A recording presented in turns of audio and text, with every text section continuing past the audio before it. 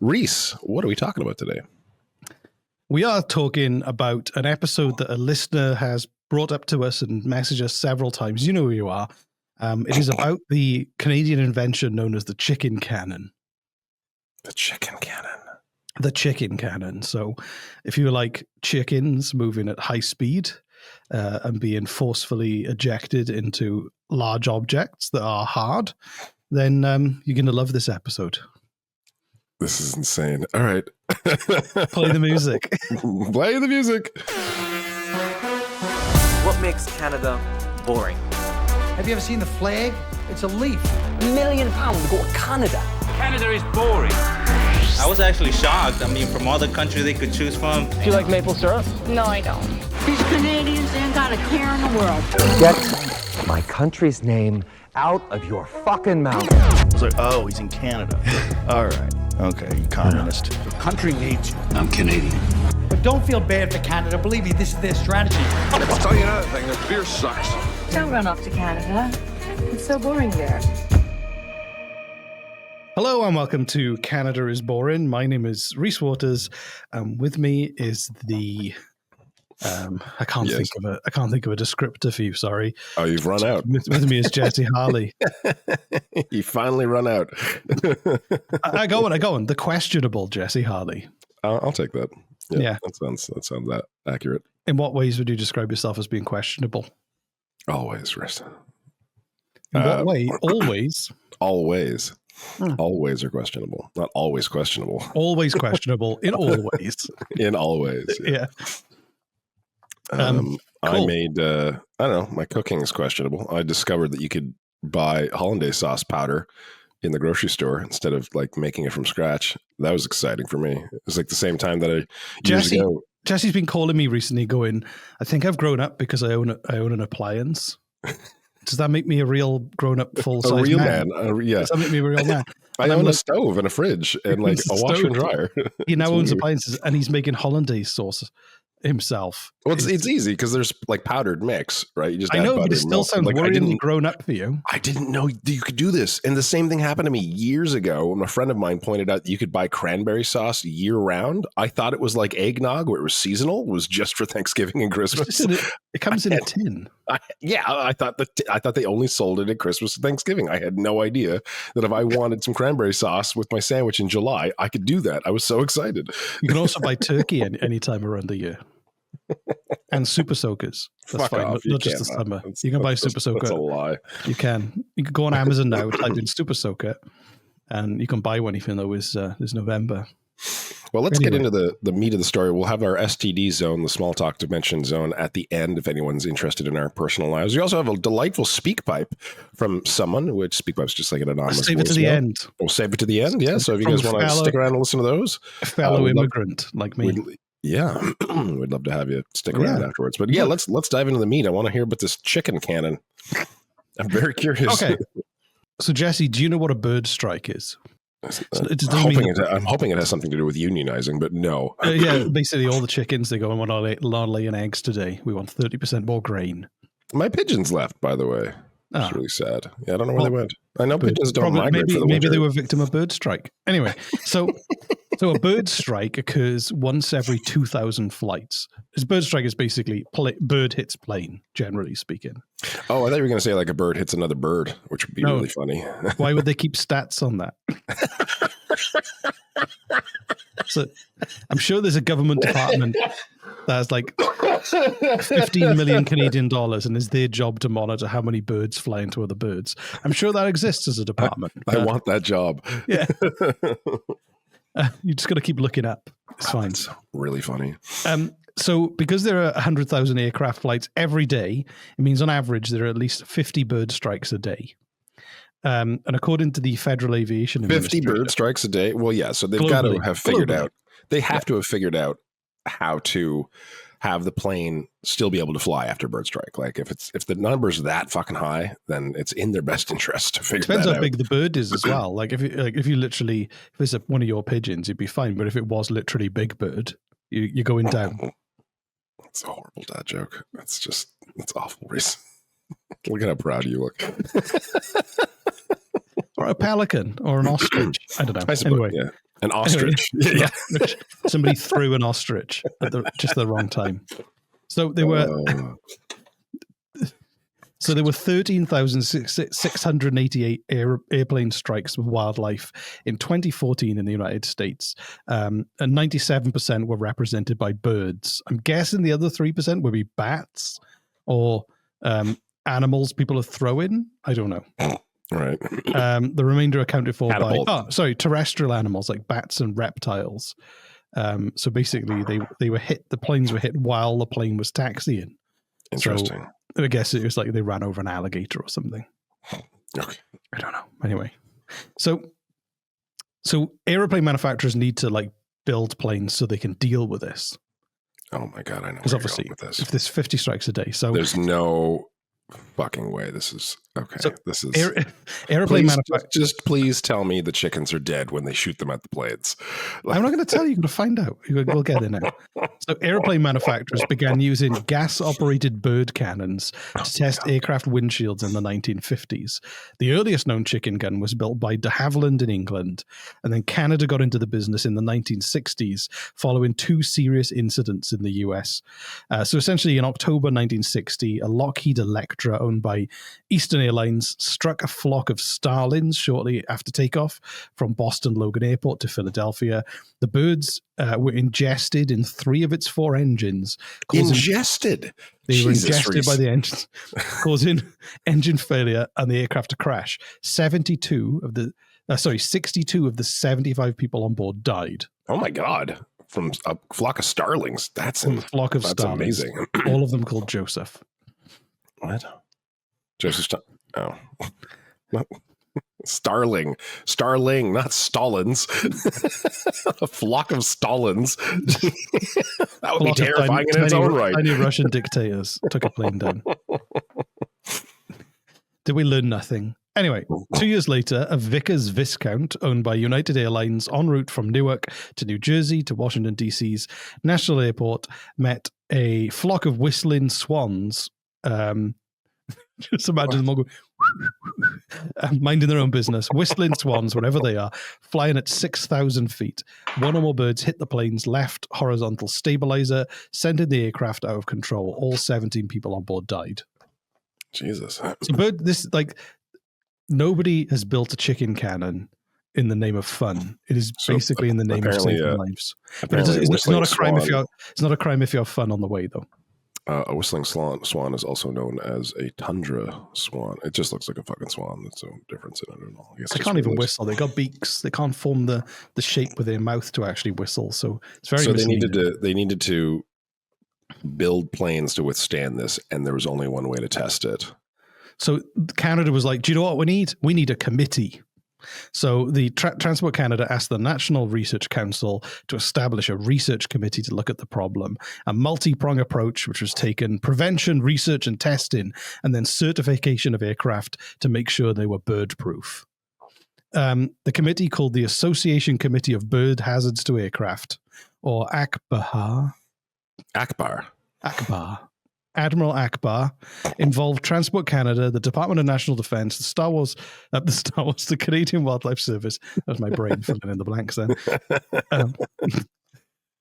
Comic-Con, and the major Canadian airlines, manufacturers, pilots, and aircraft experts. So it was technically not a chicken cannon. It was a flight impact simulator, because if they wouldn't have got the funding if they called her a chicken cannon. But were they firing chickens at the planes? Yes, we'll get to that now. We'll get to the gory details, which I know you can't wait for. The chicken detritus. So Ottawa's... Yeah, that's next Thanksgiving or Christmas dinner. I'm just going to hand my plate over and ask for a plate of chicken detritus, please, or turkey detritus. It depends on what they're serving. Just stop calling it that, Jesse. We've talked about this. So at Ottawa's Macdonald-Cartier Airport, from 1968 to 2009, this bird gun or chicken cannon was used to test against bird strikes. So I'm just going to turn my page over dramatically. There we go. Oh, it fluttered down. That was nice. So apparently a bird striking a plane in flight has what's known as kinetic energy. in brackets E, this is a formula, that is directly proportional to its mass, m, and to the square of its velocity, v. The formula is E equals 1 over 2 mv squared. Why are you doing this? I don't know, because it was there. I thought it was fun to say. It makes me sound intelligent. Consequently, even a small bird, so because of this equation, and I blame, this is another reason why we shouldn't have to be studying math, because if we didn't, this wouldn't happen. Excuse me. A small bird can do significant damage, including shattering a plane's windshield and killing the pilot. So even a hummingbird is potentially a death bullet. Okay, so I'm guessing... like when you look at airplanes these days, the windshield. Let me just take a look if I've got this correct. No, typing an airplane in Google brings up the 1980 movie with Leslie Nielsen. So that's classic. I quote that film way too many times, and most people, like in my life, don't appreciate the film as much as me. I fucking love that movie so much. Yeah. Surely you must be joking. Hello, this is Reese. I recommend that you listen to Purpose and Protection from Commissionaires Nova Scotia. The whole show is built on the ethos that behind every uniform is a story. So if you feel inspired by the stories of those who serve Canada, it is a must listen. And it'll give you insight on the mission, people and culture of the Commissionaires. So listen to Purpose and Protection at commissionaires.ca/podcast or wherever you get your podcasts.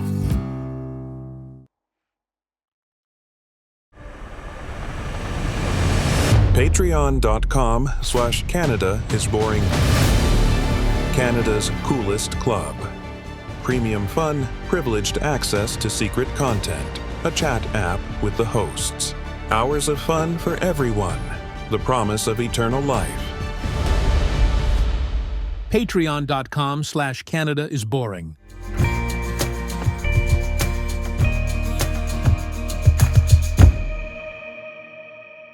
I thought I remembered seeing some airplanes with like slanted back sort of windshields. Or to deflect the birds. Maybe that's what I was thinking. Yeah. Oh, maybe. So essentially, the bird.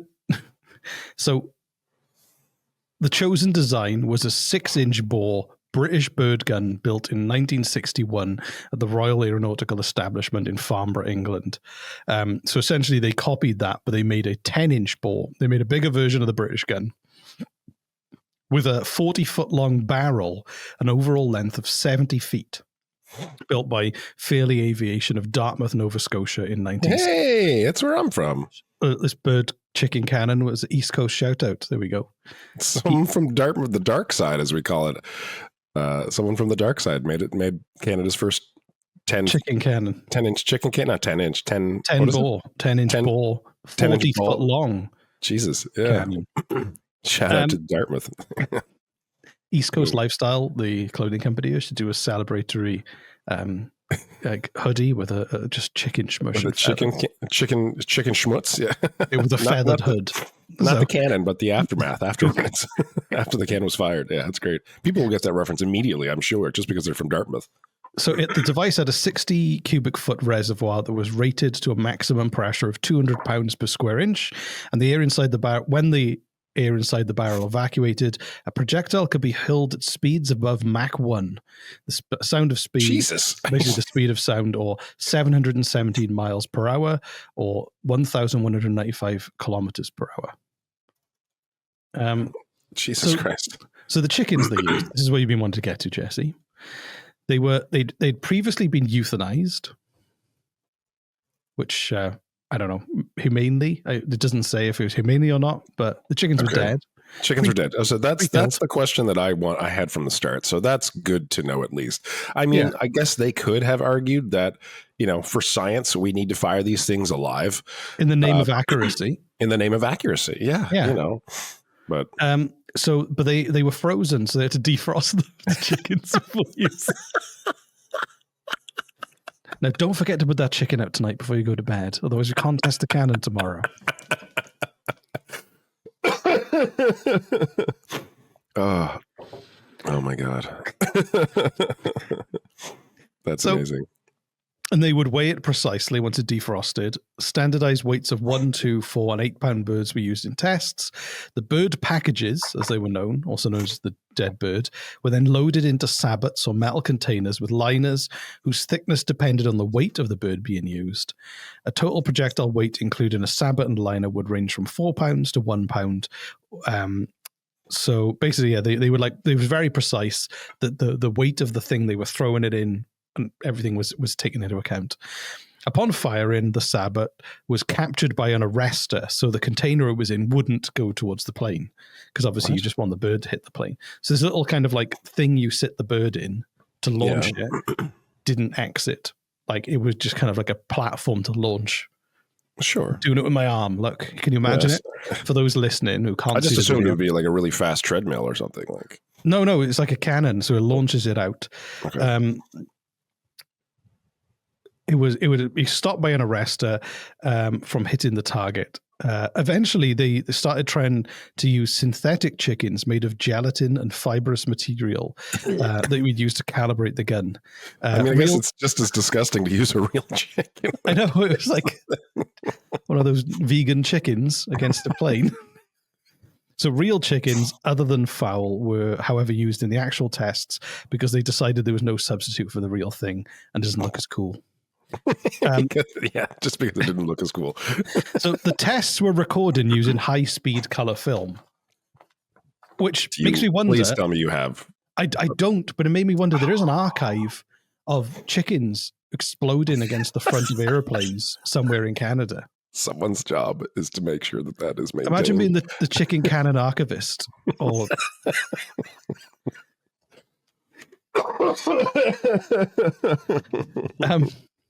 oh my God. If dear listener out there, if you out there somehow know someone or have access to this archive, please tell us. Just for the love of God, get a hold of us. We'd love this. We could do some great reels or a YouTube channel. I'll add in some chicken sound effects. So it was quite a messy business. Feather, guts, and flesh was often distributed widely. And they came up with their own word for the gooey mess. They called it snarge. Snarge. Well, now I know what to ask for at Thanksgiving dinner. One of the reasons, plate of that snarge. Snarge. New all-Canadian snarge. You could sell that. You could put that in a can and way sell cheap. 30% the price of regular chicken. Federal Aviation Authority approved snarge. They could have served it on the planes. Anyway, so one reason they held the test inside the room was because they needed to contain the snarge. They could have served it on the planes. I just got that.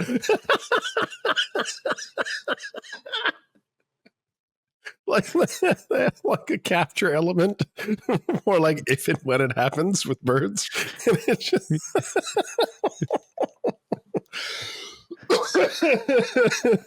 Jesus.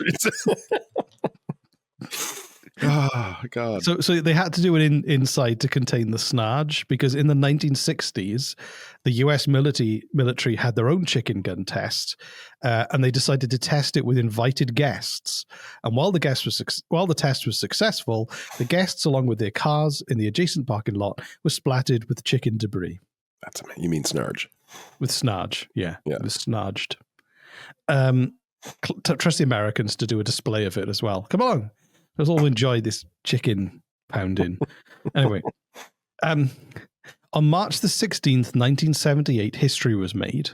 The NRC's 10-inch bore bird cannon fired a 1 kilogram or 2.2 pound chicken projectile at a speed of Mach 1.36, the equivalent to 1,040 miles per hour, or 1,674. What year was this? 1978.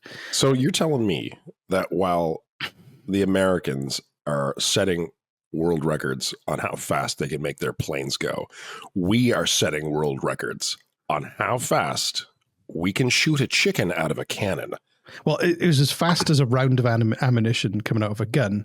And it was therefore, on this very special day, March the 16th, Canada created the fastest chicken in the world ever. Can you imagine if the States does come up to try to take us over and this is what we've got?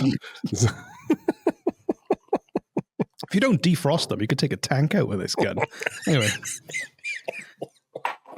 There's also a cute twist. Oh, God. There's a cute twist.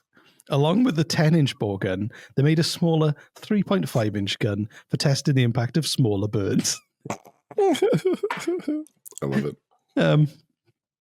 Well, I think is there? I was going to say something, but is there more to the story? Because that was awesome and horrifying.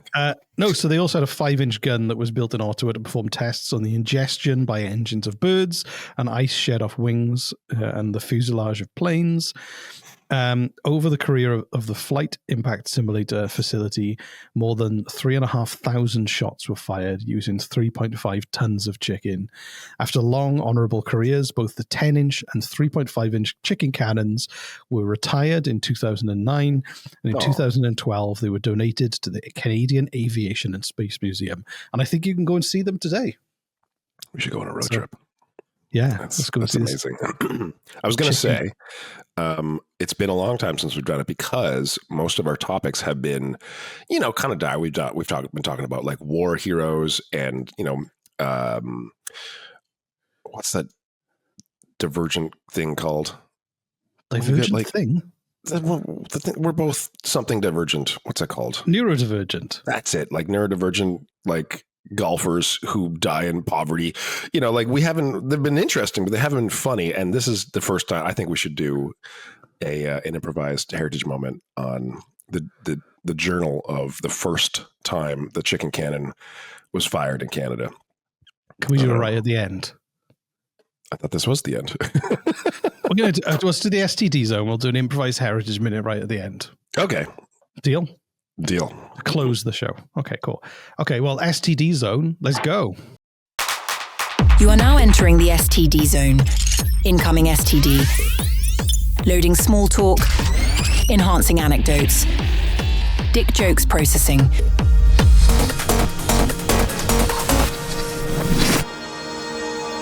You have reached the small talk dimension zone.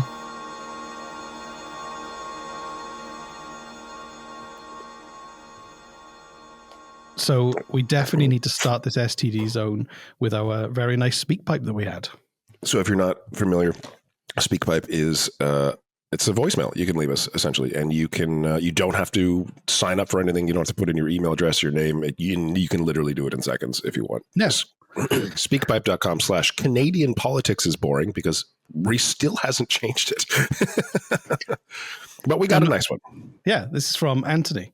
Hello, Reese and Jesse. This is Anthony here, who is also a new Canadian, who has been living in Alberta, Edmonton, Alberta, for 10 years, and Canadian politics is boring in how asshole achingly conservative this province is. I don't know whether I think it might be just me. So this might sound like the worst compliment ever, but I think you guys are like endlessly entertaining. Do you see how I put the inflection? But that's just an Australian thing. Please trust me. It's just what we do. So we don't assert ourselves too strongly. It's just about not trying to be too confident. Anyway, I find you guys actually endlessly entertaining, and it might be just me. Keep up the good work. That inflection at the end is amazing. It is just you, Anthony, but we appreciate you letting us know. Thank you so much for that delightful speak pipe. If anybody else would like to contact us, you can do so at speakpipe.com/Canadian politics is boring. We really appreciate these sorts of voicemails. They kind of keep us going. They give us some energy. We really appreciate it because, like, unlike stand-up comedy, we have no idea if we're funny or not, and we just assume we're not all the time.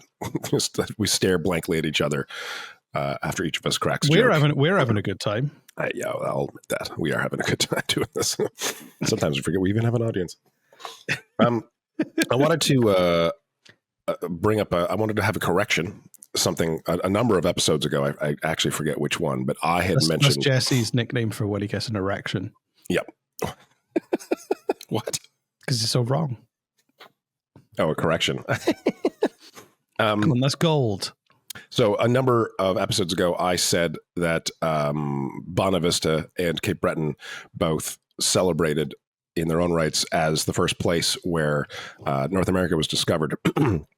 But it was actually after 1942, which is when Christopher Columbus had discovered North America. Discovered, I say in quotes. But what was our version of that was John Cabot, and John Cabot reached. It's thought that he reached Bonavista, Newfoundland, in 1497. So that was. I just wanted to correct myself because I said it was. I think I said it was Christopher Columbus. So it's very brave of you. Well, congratulations. Thank you very much. So brave. I'm about to go to a fucking. I'm going to go have a goddamn spa day. That's my. Jesus, Jesse. What? I don't know. I'm about to go to a 2-hour-long soccer practice straight from work. My wife's working late, so I got to pick the kids up, feed the kids, get the kids ready for I'm not going to call it soccer, football practice, and then be there. And then I've got to pop out and do some shopping while they're there and then go back and get them. It's going to be, it's great. It's great to see their smiling faces, the joy they experience from doing sports, but it's kind of a long night. And then you get a spa day. Fuck yeah. It's going to be awesome. I'll take my Kindle, read some, I'm currently in the series of Dungeon Crawler Carl. I might have mentioned that before. It's just junk food. It's junk food literature is the only way to describe it. It's addictive as hell. I'm on book 3 right now. I think 8. This guy just during the pandemic, he was writing, what's his name? Not like I need to shut him out. He's a fucking millionaire now. Well, it's just you've got a dweeby book that you like. It's all good. I love it, and I'm just gonna go and lay about in a fucking hot tub and. Oh, nice. Yeah, it's gonna be great. I'll think of you. What's the show? I never heard of him before. Not aware of his music or any other stuff he's done. But I stumbled across the Vince Staples show on Netflix recently. I don't know who that is. So Vince Staples, he's a rapper and comedian. But I don't think his rap music is comedy, but it's this really, really offbeat comedy. And it's not like, he doesn't go into it going, I need to make you laugh every 30 seconds. It's like, the attitude is, no, you as the audience really need to pay attention and put the work in to get these laughs. This is amazing. This just goes to show just how big the world actually is, and how if you've got something that you want to get an audience for, you can do it. This guy's huge. He's been doing stuff with. You just Google him. I just Googled him now. I've never heard of him in my life. I never heard of him before, but honestly, like when he's done shit with Billie Eilish. He's got stuff on Netflix. Like I have no idea. So that's crazy. That's so like, and when the jokes land, they're brilliant. Like I was like watching it, going, this is weird and dark, and I like it. And then when the jokes land. It just jumps away from them. It doesn't even like give you time to like savor the joke. You know, sometimes they're like when I used to edit comedy TV shows, you'd always edit in a little bit of time afterwards. So if somebody laughed, of course, they wouldn't miss the next line. Yeah, but I feel like it doesn't play by any of those rules, and I like it. And really? I just wanted to bring it up because I've almost finished season 1, and then this second season on Netflix I'm looking forward to. So yeah, it's good. I like comedy that doesn't. Just that kind of totally, we were both talking about a local comedy that was made here that just ripped off another type of comedy from years ago. But I really like it when I come across comedy that I'm like, fuck, no one else is doing this. Or like, this is totally breaking all the rules of, if you pitched a comedy to somebody and you try to explain it, most people wouldn't give you money to do it. So right, I think of course, you have to experience the comedy. You can't explain the comedy. Yeah, it's not the kind of comedy that I would envy anyone pitching and explaining.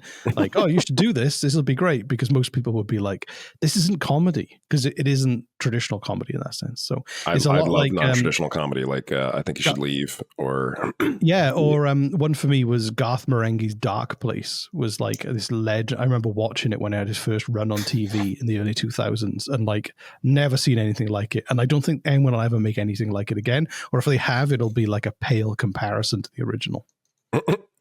Anyway, Garth Marenghi's Dark. So Vince Staples' show and Garth Marenghi's Dark Place. Those are two places I'd recommend. I'm probably not going to see them. I'm not on Netflix anymore. I haven't watched Netflix in like over a year. It's been like during the pandemic. Congratulations.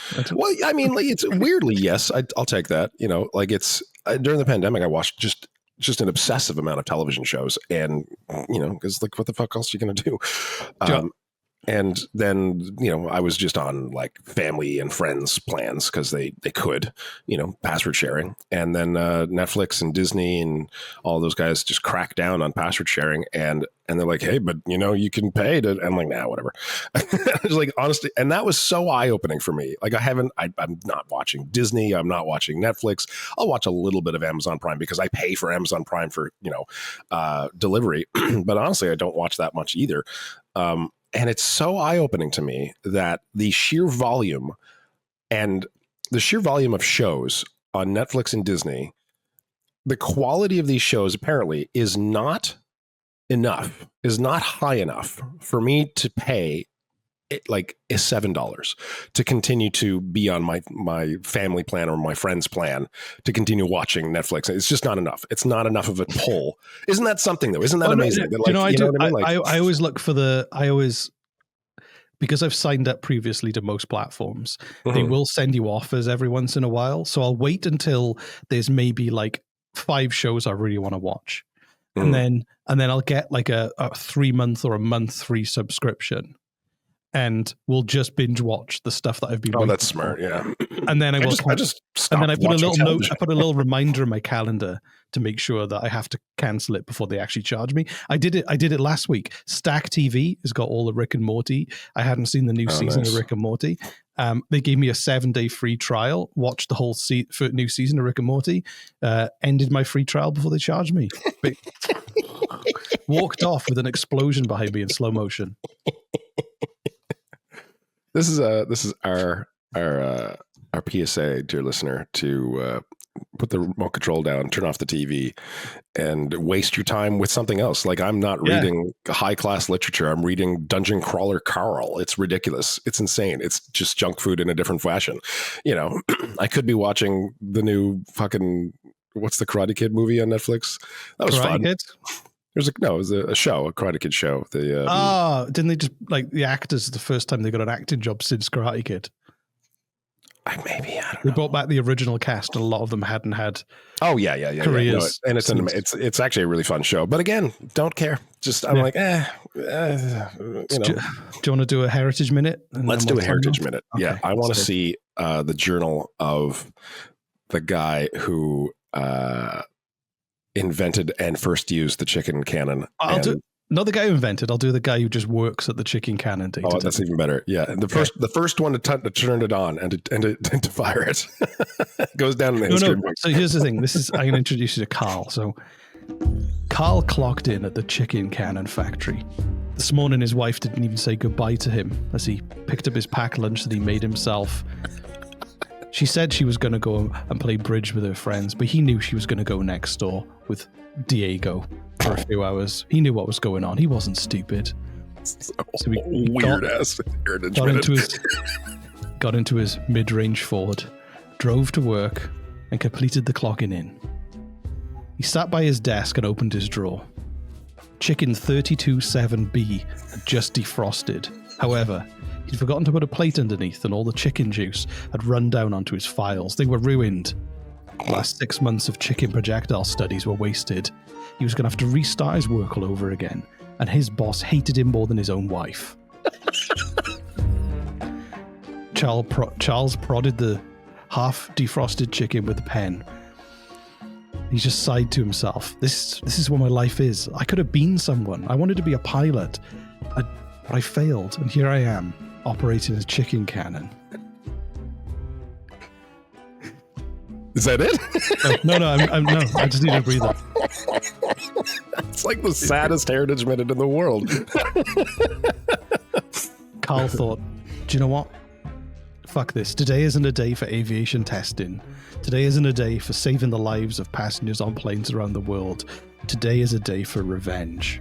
So Carl reversed his medium-priced Ford up to the roller shutter doors and hitched up the chicken cannon to the back of his car.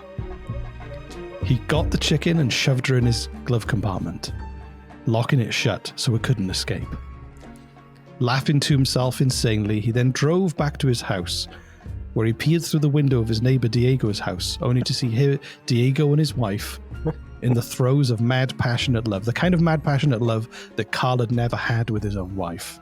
As she lay there with the lights off, just waiting for things to be over, he saw the passion that the connection and the love she had with Diego. So he unhitched the chicken cannon, loaded it up with the chicken that he now called Vengeance, and fired it through the window at his wife and Diego. Instantly, Snarge engulfed the room, and the passionate lovers were knocked off the bed, killed instantly. Carl was later arrested and put in jail for 10 years. How was that? That was great. And that's just a real story from the chicken cannon, probably. I really hope we have some music and maybe a sound effect or two to go with that, because that was... I'm looking forward to doing the sound effect of Snarge. So just make it like a really long, like way too long of an explosion. Just like it's very sad. Before we go though, I do want to say that we do have a lot more video episodes on our YouTube channel. So we're promoting our YouTube channel for the first time. We've never promoted it. So you can go over and you can actually watch video versions. There's quite a lot of video versions that I've been putting on there, and I keep forgetting to say anything. So I'm like, do you know what? All our work, go and check it out. There's a bunch of our reels on there too. Yeah, I look great today. So we don't have a huge following. We don't have a huge following on the YouTube channel. So if you are that way inclined and you'd like us on in the background of like the video version or whatever, just go check it out. Or subscribe and never go there again. Yeah, that's what we prefer. I don't like the fact that I'm on YouTube because I've got a face for radio, so it's not. I keep forgetting we have a YouTube channel. Reese just keeps posting it for years and years. We've got a very small following because we just don't promote it and we don't care. But like the full video version of our interview with Chrystia Freeland is still that was funny because we had haters of Chrystia Freeland coming on, and their insult to Chrystia Freeland and us was the fact that we had such low viewers for the video itself, but nobody knows we're on YouTube, right? Nobody knows even our own audience know we're on YouTube. So, so go check it out. Well, we'll see you soon. Bye, everyone. Bye, everybody. Thanks so much for sticking us in your ear holes just the way you like it. I've been Jesse. This has been Reese. Send us a SpeakPipe, speakpipe.com/Canadian politics is boring, and give us your thoughts on the chicken cannon. All right. Until next time. Peace out, bros. Go get some Snarge. A place that's exciting with kryptonite. You may fall asleep with no warning, because Canada is boring, boring. Because Canada is boring, boring. Canada is boring, so boring. Canada is so fucking boring, boring, boring. A real cool podcast with Reese and Jess.